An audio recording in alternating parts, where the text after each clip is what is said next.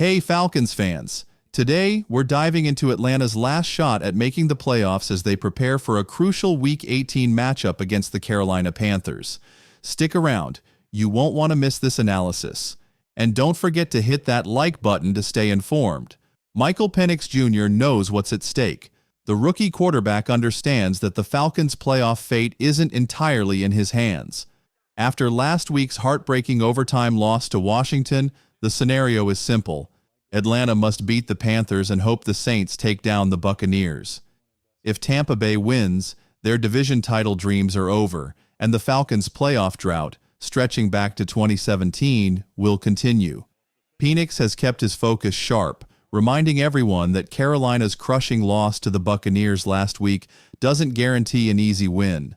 As he put it, it's the NFL. You can't overlook anyone. We have to go into this week with the right mindset. Earlier this season, Atlanta defeated Carolina 38-20 thanks to Bijan Robinson's 2 rushing touchdowns. But Carolina's rookie quarterback Bryce Young has shown noticeable improvement since reclaiming the starting role. His recent performances include a solid completion rate and 3 total touchdowns, 2 passing and 1 rushing, in a win against Arizona. Panthers head coach Dave Canales praised his team's resilience, emphasizing their pride and determination despite a tough season and a 5-game losing streak. That kind of grit makes Carolina a dangerous opponent, even without playoff hopes. Now, let's talk about Penix's performance. Since stepping in for Kirk Cousins, he's displayed moments of brilliance, particularly under pressure. Remember those clutch 4th-down completions last week? Coach Raheem Morris has noticed, saying that Penix's poise gives him confidence in the young QB's potential. That said, Penix needs to elevate his game. With just 1 touchdown and 2 interceptions in 2 games, he'll need a sharper performance to lead Atlanta to this must-win victory. Pressure will be a major factor. Carolina's offensive line struggled against Tampa Bay's relentless pass rush last week, with Bryce Young facing pressure on nearly 70% of his dropbacks. The stakes couldn't be higher. Can the Falcons rise to the occasion and keep their playoff hopes alive? Stay tuned for more insights as we break it all down. Atlanta's defense has been on fire recently, recording at least 3 sacks in each of their last 5 games, including a dominant 5-sack performance against Washington. Expect the Falcons to keep the pressure on Bryce Young, especially after Carolina's offensive line allowed 5 sacks last week. On the injury front, the Panthers are struggling with a depleted backfield. Their top rusher, Chuba Hubbard, is on injured reserve, and backup Raheem Blackshear had a tough outing last week. However, there's a chance veteran Miles Sanders could return from IR, which might give their running game a boost. Coach Raheem Morris acknowledged that the Falcons will be keeping an eye on the Tampa Bay game against New Orleans since both games will be played simultaneously. Still, his message to the team is clear. Atlanta can't afford to be distracted by the scoreboard. At some point, the if game has to end, and you have to take care of your business, he said. So, Falcons fans, here we are. A win gives Atlanta a chance at the playoffs. A loss? Back to the drawing board. What do you think? Can Michael Penix Jr. lead the Falcons to a decisive victory? Can the Saints pull off an upset against Tampa Bay?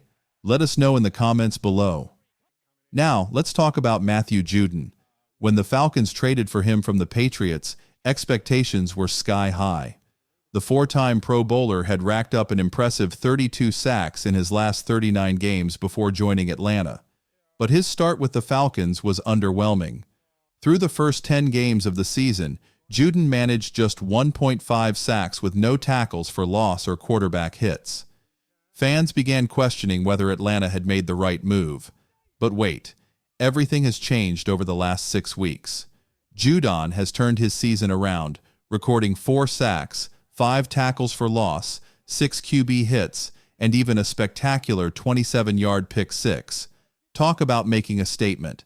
Atlanta's defensive resurgence, leading the league with 21 sacks over the last 5 weeks, has a lot to do with Judon's improved performance. So, what's changed? According to Judon, it's all about finishing plays. He's felt more involved in the defensive scheme and has been given better opportunities to shine. Credit also goes to outside linebackers coach Jackie Smith and senior defensive assistant Dave Huxtable for keeping him prepared. Interestingly, Judon doesn't feel his improvement is about comfort. He's felt good since his first practices with the team. Instead, it's about adjusting and executing the game plan more effectively. Judon's impact was on full display in the Falcons' recent overtime loss to the Commanders, where he played a season-high 51 snaps. Defensive coordinator Jimmy Lake also deserves credit. Since the bye week, Lake has transformed Atlanta's defense into a top 10 unit in several categories, including sacks, run defense, and yards allowed per game. Judon has become the face of this turnaround. Head coach Raheem Morris praised Judon's recent performances, calling his showing against Washington the best he's seen all year.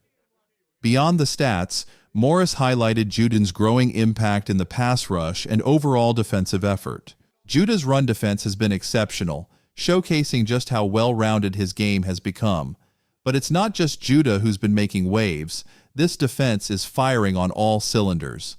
Arnold Eddy leads the league with 5 sacks since Week 13, while Caden Ellis has contributed with 4 sacks. Rookie J.D. Bertrand even notched his first career sack against Washington.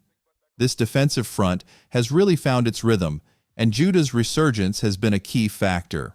What's interesting is that the Falcons haven't changed Judon's role much on the field.